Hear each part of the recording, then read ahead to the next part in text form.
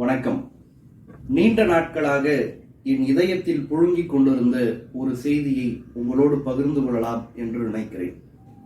நிறைய திருமண அழைப்புதழ்களை, நிறைய மரண அறிவிப்பு பதாகைகளை நாம் பார்த்திருப்போம்.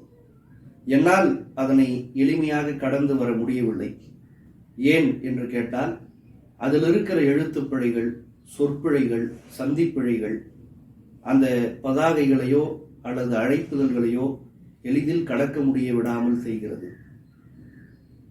மிக முக்கியமானது மணமகன் அறிமுகம் அல்லது மணமகள் அறிமுகம் என்கின்ற திருமண அழைப்புதலில் இருக்கிற ஒரு பகுதியில் இரண்டு சொற்களை நாம் மாறி மாறி பயன்படுத்துகிறோம். திருவளர் செல்வன் அல்லது செல்வி, திருநிறை செல்வன் அல்லது செல்வி.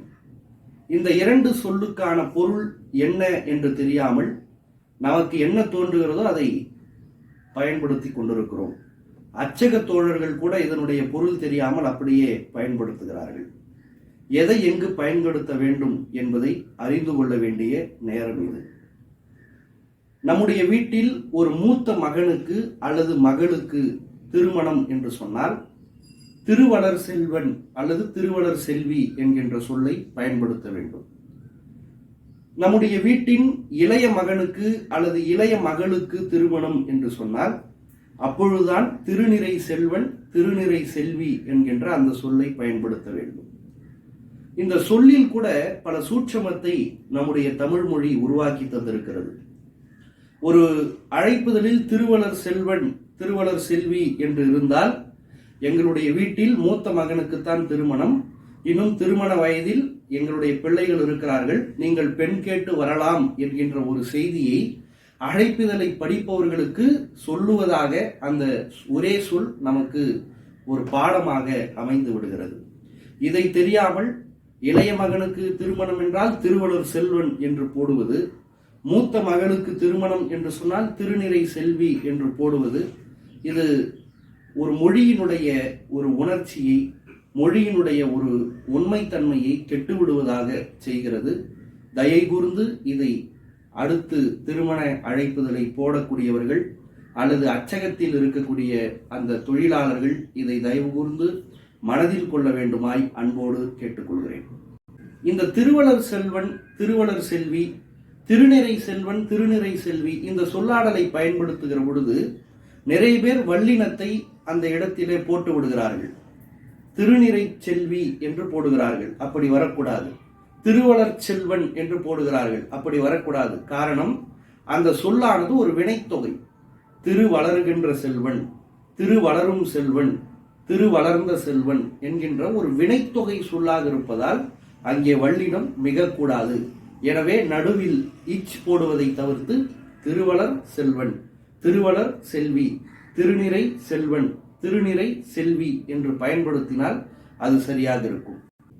ஒரு இரங்கல் நிகழ்வை தெரியப்படுத்துகிற பொழுது, அதற்கு ஒரு பதாகையில் வைக்கிற பொழுது நிறைய மேல் தலைப்புகளை நாம் பயன்படுத்துவோம்.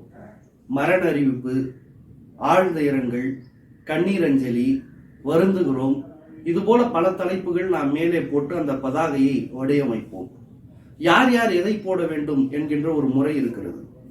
ஒரு குடும்பத்தின் சார்பில் எங்கள் குடும்பத்தில் இருந்த ஒருவர் இறந்து விட்டார் என்று ஊருக்கு உலகுக்கு சொல்ல வேண்டிய குடும்பத்தவர்கள் ஒரு பதாகையை போடுகிறார்கள் அல்லது ஒரு சோரொட்டியை போடுகிறார்கள் சொன்னால் அவங்க மரண அறிவிப்புன்னு போடணும். அந்த மரணத்தை அவங்க தான் அறிவிக்கிறாங்க. எனவே குடும்பத்தின் சார்பில் ஒரு பதாகை போடணும்னு சொன்னால் மரண அறிவிப்புன்னு போடணும். அதுவே வெளியில் இருக்கிற குடும்பத்தில் அல்லாத நண்பர்கள், உறவினர்கள் அல்லது தெரிந்தவர்கள் தெரியாதவர்கள் மற்றவங்க பதாகை போடுறாங்க, எனக்கு ரொம்ப வேண்டியவர் நெருக்கமானவர், அவருக்காக நான் பதாகை போடுறேன் அப்படின்னா அவங்க வருந்துகிறோம், கண்ணீர் அஞ்சலி, ஆழ்ந்த இரங்கல் இந்த மாதிரி தலைப்புகளில் அவங்க போடலாம். அவங்க மரண அறிவிப்புன்னு போடக்கூடாது. ஏன்னா மரணத்தை அறிவிக்கிற இடத்துல குடும்பத்தவர்கள் இருக்கிறாங்க. எனவே குடும்பத்தவர்கள் போடுகிற பொழுது, மகனோ மகளோ போடுகிற பொழுது மரண அறிவிப்புன்னு போடணும். தெரிந்தவர்கள், நண்பர்கள், உறவினர்கள் அல்லது குடும்பத்திற்கு வெளியிலிருந்து பதாகை போடுறவங்கன்னு சொன்னால் வருந்துகிறோம், கண்ணீர் அஞ்சலி இது போன்ற தலைப்பை போட்டு அந்த பதாகையை போடணும்.